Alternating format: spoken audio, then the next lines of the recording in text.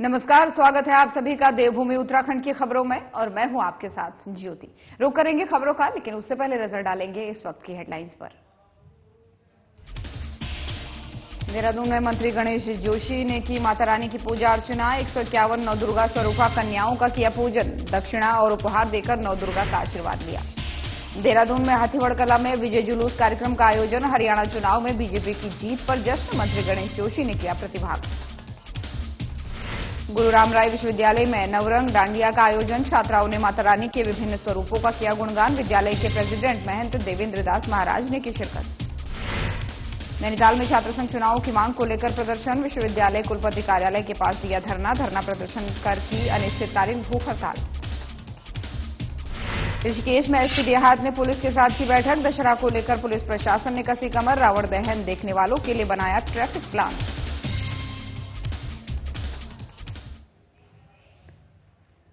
और बुलेटिन की शुरुआत करेंगे इस वक्त की बड़ी खबर के साथ। देहरादून से बड़ी खबर सामने आ रही है, जहां पर मुख्यमंत्री पुष्कर धामी ने महानवमी के अवसर पर अपनी धर्मपत्नी के साथ उद्यापन किया है। तो ये बड़ी जानकारी आपको दे रहे हैं देहरादून से, जहां पर मुख्यमंत्री आवास में सीएम धामी ने पत्नी गीता धामी के साथ महानवमी पर नवरात्रि के पावन पर्व का हवन कर उद्यापन किया है। विधि विधान से कन्या पूजन और गौ पूजन भी यहां पर उन्होंने किया। आदिशक्ति मां भगवती से समस्त प्रदेशवासियों के लिए उन्होंने कामना की। प्रदेशवासियों के सुख, शांति और समृद्धि की प्रार्थना भी उन्होंने यहां पर की। तो ये बड़ी जानकारी देहरादून से आपको दे रहे हैं, जहां पर सीएम धामी ने अपने आवास में अपनी धर्मपत्नी के साथ जो है आज महानवमी पर उद्यापन कार्यक्रम किया। तो ये बड़ी जानकारी इस वक्त की।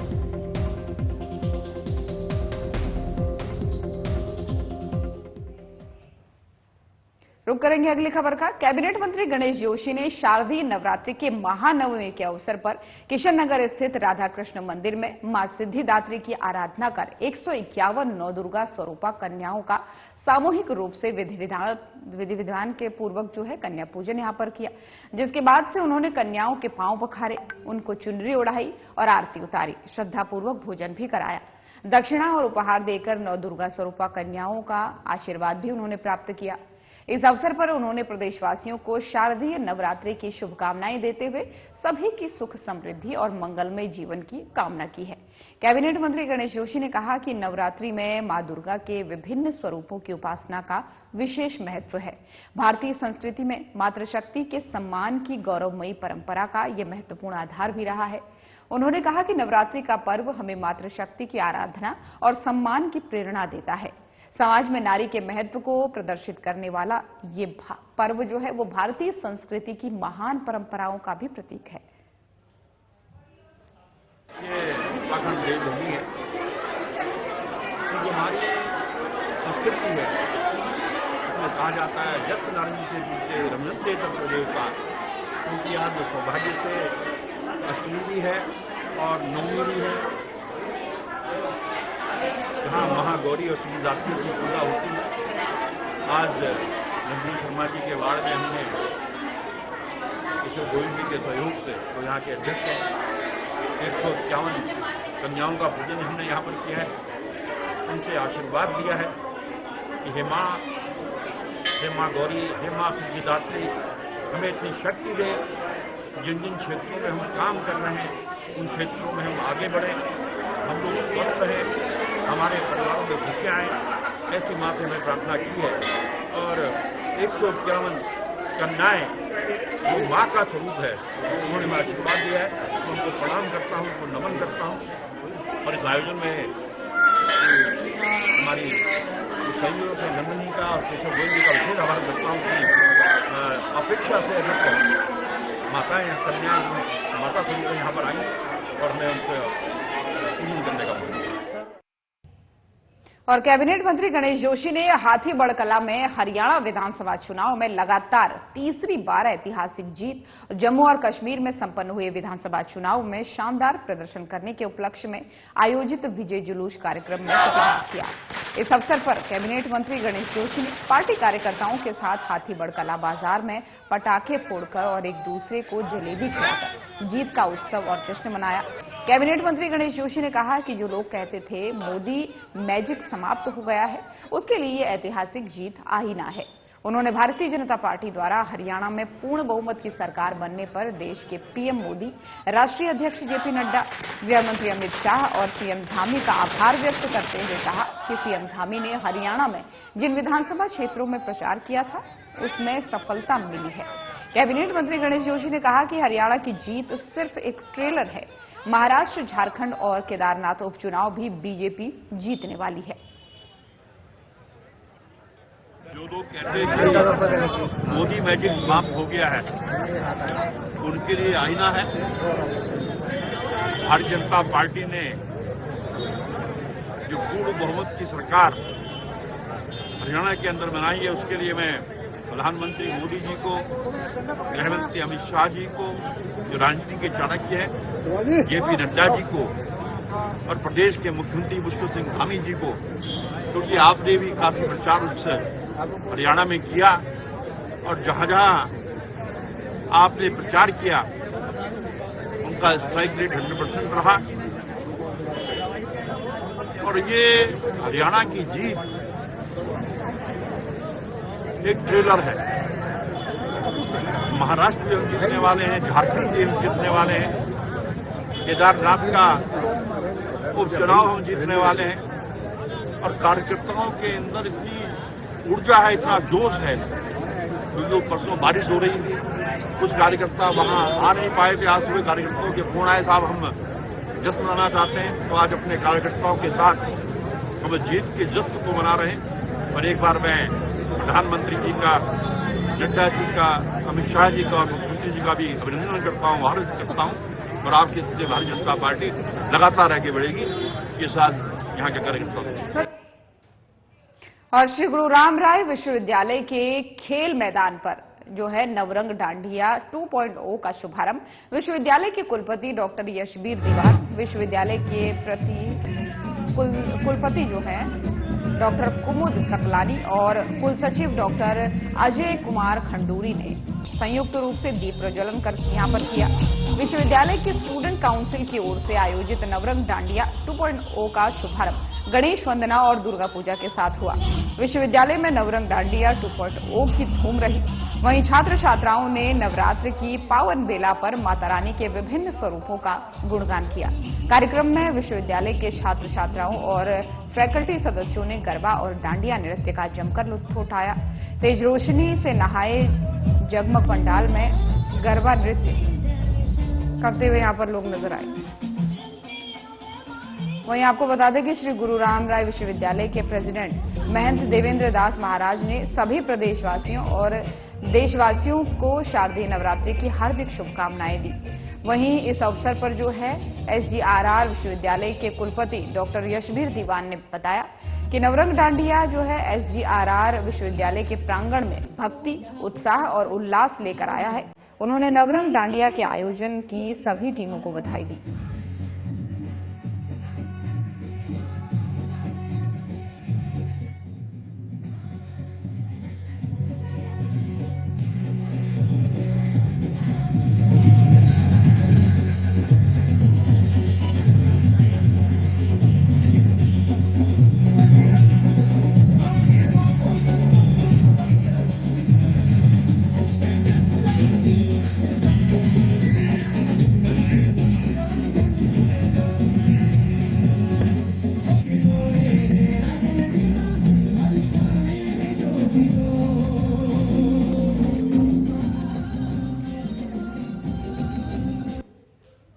और नैनीताल के डीएसबी कॉलेज के छात्र नेताओं की ओर से छात्र संघ चुनाव की मांग को लेकर कुमाऊं विश्वविद्यालय कुलपति कार्यालय के पास धरना प्रदर्शन करके अनिश्चितकालीन भूख हड़ताल की गई है।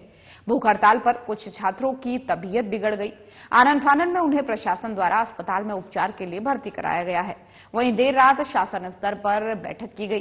बैठक में प्रदेश के समस्त विश्वविद्यालय और संबंधित महाविद्यालयों जो संबद्ध महाविद्यालय हैं उनमें से 25 अक्टूबर को चुनाव कराए जाने का निर्णय लिया गया, जिसके बाद से छात्र नेताओं को कुल सचिव के माध्यम से लिखित पत्र दिया गया, जिसके बाद से सभी छात्र नेताओं ने विश्वविद्यालय प्रशासन और शासन का आभार व्यक्त करते हुए आमरण अनशन विश्वविद्यालय अधिकारी के हाथों से जूस पीकर तोड़ा।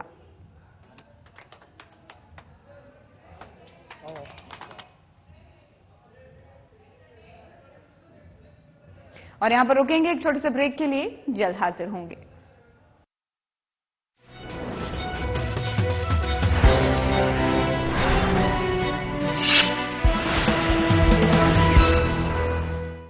मुख्यमंत्री पुष्कर सिंह धामी के नेतृत्व में राज्य सरकार साइबर सुरक्षित उत्तराखंड बनाने के लिए कई मोर्चों पर काम कर रही है।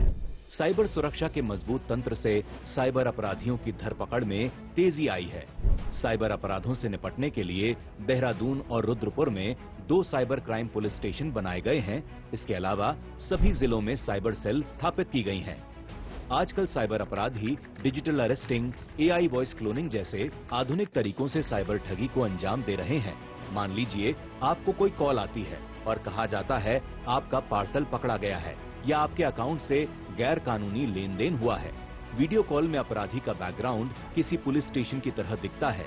डर दिखाकर अपराधी आपको घर में ही कैद कर देता है, जिसे अपराधी डिजिटल अरेस्ट कहते हैं। याद रखें, कानून में डिजिटल अरेस्ट जैसा कोई शब्द नहीं होता। पुलिस या कोई एजेंसी आपको कॉल पर अरेस्ट की धमकी नहीं देते, लिहाजा डर या धमकी भरी ऐसी बातों पर कभी यकीन न करें। कई बार साइबर अपराधी एआई वॉइस क्लोनिंग के जरिए आपके किसी परिचित की मिलती जुलती आवाज में आपसे बात कराते हैं। उसके अरेस्ट होने या फंसे होने की बात करके आपसे पैसे ऐंठ लेते हैं। इसलिए अपराधियों के झांसे में आने से पहले अपने परिचित को खुद कॉल करके पुष्टि जरूर करें। पैसा दोगुना करने, विदेश में नौकरी दिलवाने जैसे लालच में कभी न फंसें। किसी अनजान नंबर से आई वीडियो कॉल को कभी रिसीव न करें। व्हाट्सएप, ईमेल या एसएमएस में आए किसी भी अनजान लिंक को क्लिक न करें। गैर जरूरी ऐप्स डाउनलोड न करें, केवल वेरीफाइड सोर्स से ही ऐप डाउनलोड करें। पासवर्ड, ओटीपी एवं अन्य गोपनीय जानकारियां किसी से साझा न करें। पासवर्ड मजबूत रखें और समय समय पर बदलते रहें। अगर आप साइबर अपराध के शिकार हो जाते हैं तो बिना देरी किए टोल फ्री नंबर 1930 पर शिकायत दर्ज कराएं। साइबर क्राइम पर करें प्रहार, बने जागरूक, रहें होशियार।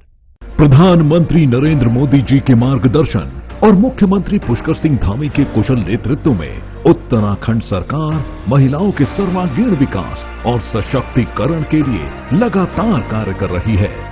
पिछले कुछ वर्षों में सरकार द्वारा लखपति दीदी योजना, सशक्त बहना योजना, महिला स्वयं सहायता समूह सशक्तिकरण योजना जैसी महत्वपूर्ण योजनाएं लागू की गई हैं, जिनके माध्यम से महिलाओं का आर्थिक सशक्तिकरण किया जा रहा है। सशक्तिकरण के इन्हीं प्रयासों में शासन, प्रशासन और निर्णय लेने की प्रक्रिया में भी महिलाओं की भागीदारी को बढ़ाया जा रहा है।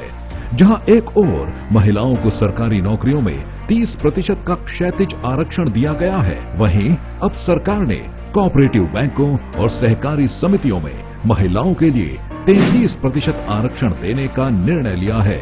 यह निर्णय महिलाओं की राजनीतिक और सामाजिक भागीदारी को बढ़ावा देने के साथ साथ सहकारी आंदोलन में सबका साथ, सबका विकास के मंत्र को और मजबूती देगा। सरकार के इस ऐतिहासिक निर्णय से अब महिलाओं के लिए न्याय पंचायत स्तर पर सरकारी समितियों और जिला सहकारी बैंकों में भी महत्वपूर्ण पदों पर सुनिश्चित भागीदारी का रास्ता खुल गया है। इस निर्णय से सहकारिता विभाग द्वारा चलाई जा रही सभी योजनाओं का लाभ समाज की आधी आबादी तक और प्रभावी तरीके से पहुंचेगा। लैंगिक समानता और महिला सशक्तिकरण की दिशा में सरकार के ये प्रयास न सिर्फ महिलाओं को आर्थिक रूप से सशक्त बनाएंगे, बल्कि उनकी सामाजिक स्थिति को भी सुदृढ़ करेंगे। संकल्प से सिद्धि की ओर, सहकारिता से समृद्धि की ओर।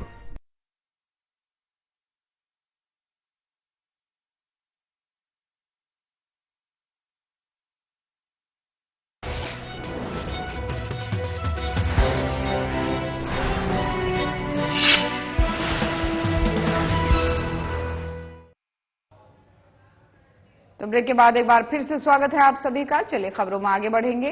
श्री गुरु राम राय विश्वविद्यालय के खेल मैदान पर नवरंग डांडिया 2.0 का शुभारंभ विश्वविद्यालय के कुलपति डॉक्टर यशबीर दीवान, विश्वविद्यालय की प्रति कुलपति डॉक्टर कुमुद सकलानी और कुल सचिव डॉक्टर अजय कुमार खंडूरी ने संयुक्त रूप से दीप प्रज्वलित कर किया। विश्वविद्यालय के स्टूडेंट काउंसिल की ओर से आयोजित नवरंग डांडिया 2.0 का शुभारंभ गणेश वंदना और दुर्गा पूजा के साथ हुआ। विश्वविद्यालय में नवरंग डांडिया 2.0 की धूम रही। छात्र छात्राओं ने नवरात्र की पावन बेला पर माता रानी के विभिन्न स्वरूपों का गुणगान किया। कार्यक्रम में विश्वविद्यालय के छात्र छात्राओं और फैकल्टी सदस्यों ने गरबा और डांडिया नृत्य कर जमकर लुत्फ उठाया। वहीं आपको बता दें कि यहां पर जो है धूम रही और तेज रोशनी से नहाए जगमग पंडाल में एक ओर गरबा नृत्य तो दूसरी ओर पंजाबी, गुजराती, बंगाली सहित पहाड़ी पकवान दर्शकों के लिए आकर्षण का विशेष केंद्र रहे। आपको बता दें कि श्री गुरु राम राय विश्वविद्यालय के प्रेसिडेंट महंत देवेंद्र दास महाराज ने सभी प्रदेशवासियों और देशवासियों को शारदीय नवरात्रि की हार्दिक शुभकामनाएं दी। इस अवसर पर एसजीआरआर विश्वविद्यालय के कुलपति डॉक्टर यशवीर दीवान ने कहा कि नवरंग डांडिया एसजीआरआर विश्वविद्यालय के प्रांगण में भक्ति, उत्साह और उल्लास लेकर आया है। उन्होंने नवरंग डांडिया के आयोजन की सभी टीमों को बधाई दी। तो देहरादून की तस्वीरें देखिए, नवरंग डांडिया का आयोजन किया गया 2.0 का, और ऐसे में प्रेसिडेंट महंत देवेंद्र ने शुभकामनाएं सभी को दी और कहा कि एक तरीके से नया उल्लास और हर्ष लेकर के इस प्रांगण में आया है। भीड़ आप देख सकते हैं किस तरीके से लोगों का हुजूम यहां पर नवरंग डांडिया 2.0 में प्रतिभाग करने के लिए उमड़ा। लोग नाचते गाते यहां पर नजर आए।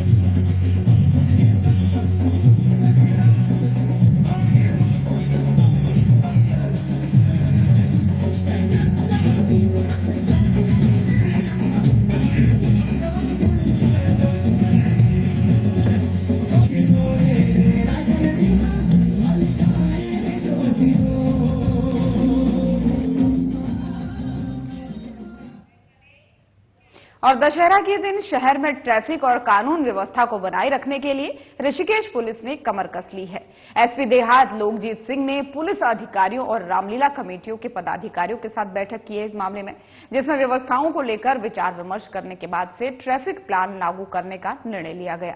एसपी देहात ने रावण दहन देखने आने वाले शहरवासियों से ट्रैफिक प्लान को देखते हुए नियमों का पालन करने की अपील की है। वहीं एसपी ने बताया कि घाट चौक से त्रिवेणी घाट तक 0 जोन रहेगा। व्यापारी अपने वाहन पार्किंग में खड़ा करेंगे और चंद्रभागा पुल की ओर से आने वाले चौपाइया वाहन चंद्रभागा पुल के नीचे खड़े होंगे। वहीं जरूरत पड़ने पर आसपास की धर्मशालाओं में वाहनों को खड़ा कराया जाएगा।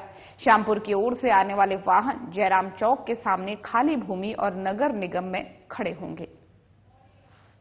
देखिए, यहाँ आगामी दशहरा पर्व के दृष्टिगत आज यहाँ सभी पुलिसकर्मियों की, अधिकारियों की मेरे द्वारा मीटिंग लेकर उनको ब्रीफ किया गया है और पिछले वर्षों के आकलन करते हुए, अनुभवों को शेयर करते हुए कितनी भीड़ थी और क्या ट्रैफिक व्यवस्था थी, सारी हर चीज़ के हर पहलू पर हम लोगों ने आज विचार विमर्श किया है। इसके साथ ही हम लोगों ने जो लोकल व्यक्ति हैं यहाँ पर दशहरा कमेटी से संबंधित, उनको भी यहाँ पे इनवाइट किया और उनसे भी राय मशवरा करा और एक ओवरऑल सबसे फीडबैक लेते हुए फिर प्लान बनाया गया है कि आगे हम आगामी इसमें किस तरह से ड्यूटी का संपादन करेंगे और इसको पर्व को सकुशल संपन्न। और अब इस वक्त की बड़ी खबर सामने आ रही है देहरादून से, जहां पर अवैध निर्माणों के खिलाफ जो एमडीडीए के वीसी है उनका एक तरीके से अलर्ट मोड पर वो है और अभियान उसके खिलाफ, अवैध निर्माण के खिलाफ जारी है। तो ये बड़ी जानकारी आपको दे रहे हैं देहरादून से, जहां पर अवैध निर्माणों पर VC Vanshidhar Tiwari alert mode पर है। अवैध निर्माणों के खिलाफ बड़े अभियानों के निर्देश उन्होंने दिए हैं। Valley school east hope town में सुरेंद्र नेगी की अवैध दुकानों को सील कर दिया गया है। सहायक अभियंता अभिषेक भारद्वाज के नेतृत्व में अवर अभियंता मनवीर पवार, सुरेंद्र चौहान, सुपरवाइजर सतीश ने पुलिस बल की उपस्थिति में सीलिंग की कार्रवाई की है। वीसी के निर्देश पर अवैध निर्माणों के खिलाफ कार्रवाई जारी रहेगी, अभिषेक का कहना है। और एमडीडीए से स्वीकृत मानचित्र के अनुसार ही निर्माण कार्य करें। एमडीडीए से मानचित्र स्वीकृत नहीं होगा तो माना जाएगा अवैध निर्माण। तो ये बड़ी जानकारी आपको दे रहे हैं।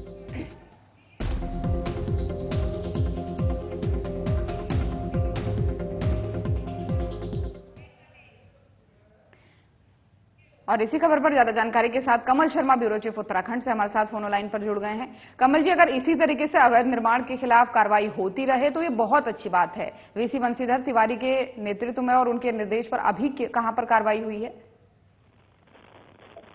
हाँ, बिल्कुल कहें तो लगातार हम देख रहे हैं कि कहीं ना कहीं जब से वीसी वंशीधर तिवारी एमडीडीए के जब से कड़क हुए तो लगातार अधिकारी भी अब जितने भी अवैध निर्माण है उनको लगातार सील कर रहे हैं और लोगों से आह्वान किया जा रहा है कि आप बिना नक्शे के कोई कार्य न करें और मानसिक संकेत कराएंगे तो उसमें आपका ही लाभ होगा। और किस तरह राजस्व बढ़ाया जाए, जब अवैध निर्माण के खिलाफ जब कार्रवाइयां होंगी तभी लोग नक्शे पास कराते हैं, कंपाउंड कराते हैं, नहीं तो इसकी परवाह ही नहीं करते। तो इसी चीज को लगातार हम देख रहे हैं कि जितने भी अधिकारी है, सहायक अभियंता है, लगातार जहां भी शिकायतें आ रही है वहां कार्रवाई की जाती है। तो वही हम देख रहे हैं कि आज देहरादून में कार्रवाई की गई है। अगर जो सहायक अभियंता वेगित भारद्वाज है, इनके नेतृत्व में यहाँ पर कार्रवाई की गई है और उन्होंने ये कहा भी कि है कि जितने भी सभी से यह है कि आप नक्शा पास कराए, मानचित्र स्वीकृत कराए निश्चित तौर पर। और बहुत जरूरी था इस तरीके की कार्रवाई होना, क्योंकि बीच में हम देख रहे थे लगातार जो है सीलिंग के बाद भी लोग अवैध निर्माण जारी कर रहे थे। फिलहाल बहुत धन्यवाद आपका तमाम सारी जानकारियों के लिए। उधर नैनीताल के एसएसपी प्रहलाद नारायण मीणा के निर्देश पर त्योहारी सीजन में आपराधिक परिस्थितियों से निपटने के लिए नैनीताल पुलिस अलर्ट मोड पर है, जिसके चलते लगातार संदिग्ध व्यक्तियों की चेकिंग की जा रही है। हल्दूचौड़ चौकी क्षेत्र के अंतर्गत एक संदिग्ध वाहन के घूमने की सूचना पुलिस को मिली और पुलिस ने संदिग्ध वाहन हल्दूचौड़ के केनरा बैंक से कुछ दूरी पर दिखाई दिया। पुलिस ने वाहन रोकने का इशारा किया, जिस पर चालक वाहन रोकने की बजाय तेजी से गाड़ी भगाने लगा। पुलिस द्वारा कड़ी मशक्कत के बाद से वाहन को रोका गया। तलाशी करने पर वाहन चालक के कब्जे से 500 रुपए के 18 नोट बरामद हुए। पुष्टि कराने पर पाया गया कि आरोपी के कब्जे से पाए गए सारे नोट नकली हैं। आरोपी का नाम शिवम है और वो लालकुआं का रहने वाला बताया जा रहा है। पुलिस ने आरोपी को न्यायालय में पेश करने के बाद से जेल भेज दिया है।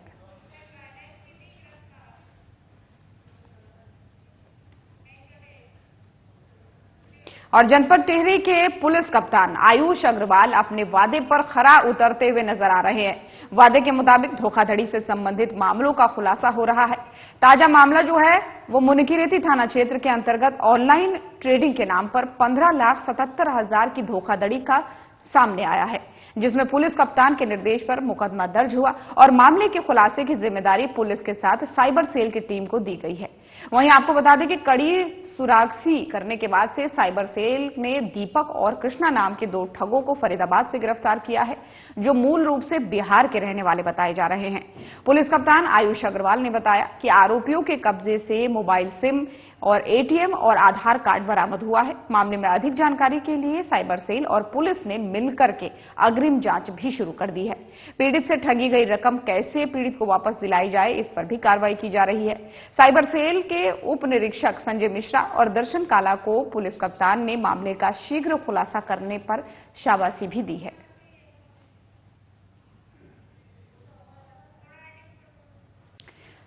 तो मुनिकीरेती से ये खबर एक तरीके से आपको बता रहे हैं, जहां पर एक बड़ी सफलता इसको पुलिस की कही जा सकती है, क्योंकि पुलिस कप्तान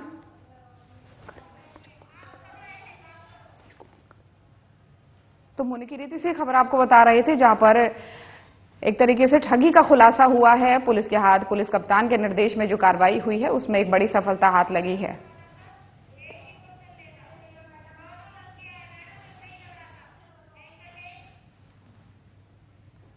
इसी खबर पर ज्यादा जानकारी के साथ हमारे संवाददाता दीपक नारंग हमारे साथ जुड़ चुके हैं। दीपक, ताजा मामला क्या है? अगर ठगी का खुलासा हुआ है तो ये बहुत अच्छी बात है, क्योंकि लगातार ऐसे मामले सामने आते रहते हैं।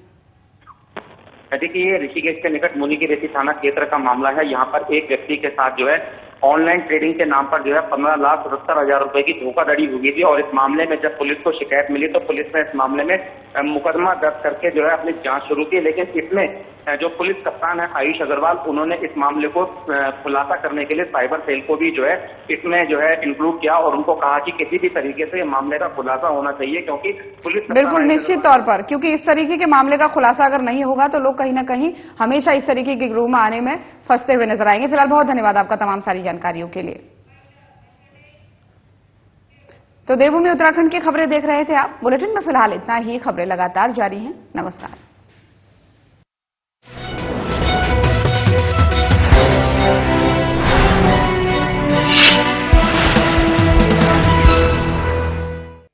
मुख्यमंत्री पुष्कर